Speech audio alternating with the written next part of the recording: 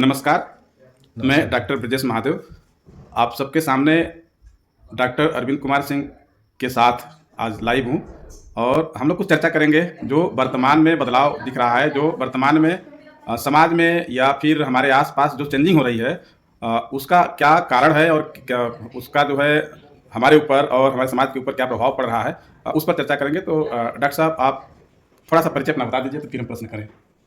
मैं डॉक्टर अरविंद कुमार बैस और आपके साथ अच्छा लग रहा है। आप इसमें मुख्य चिकित्सा अधिकारी देवरिया में मैं कार्यरत हूँ। आज आपसे आपके आवास पर यहाँ रावर्सगंज में मुलाकात हुई है। आप दोनों से आपसे चर्चा करके अच्छा लग रहा है।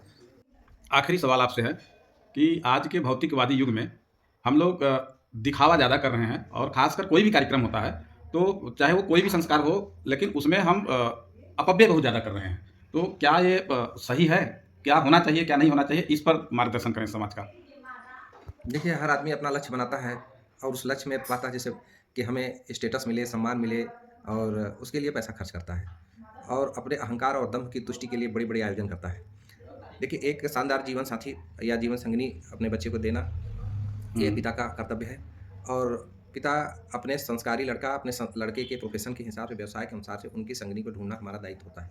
उसमें हम 1 लाख करते हैं, 1 करोड़ करते हैं, छोटा सा भी आयोजन करके कर सकते हैं। हुँ। शादी बहुत खर्चीला, पैसे से कोई मतलब नहीं है, तो अपने अहंकार, अपने स्टेटस को दिखाने हुँ, के लिए हुँ, हम ढेर सारा हुँ। आडंबर कर लेते हैं।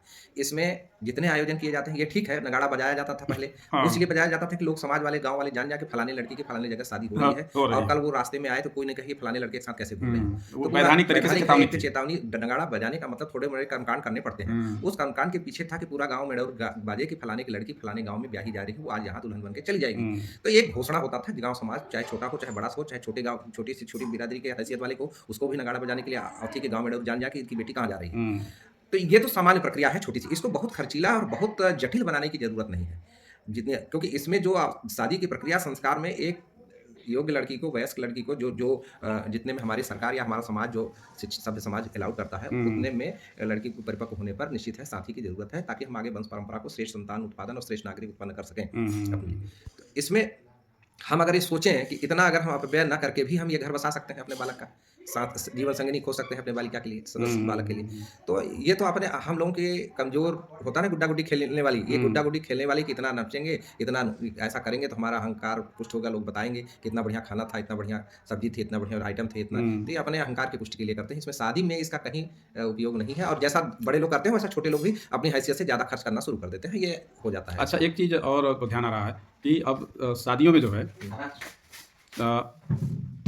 अभिभावक असहाय होता जा रहा है। अब बच्चों की भूमिका महत्वपूर्ण होती जा रही है। गार्जियन निर्णय लेने में अक्षम होता जा रहा है। ऐसा क्यों? पहले गार्जियन ही निर्णय लेता था, बच्चे मान जाते थे और बड़े ताव से बारात आती थी, आदमी इसके लिए तो देखिए, अब ऐसा है ना, इसको ऐसे नहीं कह सकते कि उन बच्चों की गलती है, गलती हमारी ही है कि बच्चे को शुरू से ही ये चीज़ सोचने को हम तैयार ही नहीं किया कि समाज के लिए, राष्ट्र के लिए, परिवार के लिए क्या उचित है, क्या अनुचित है।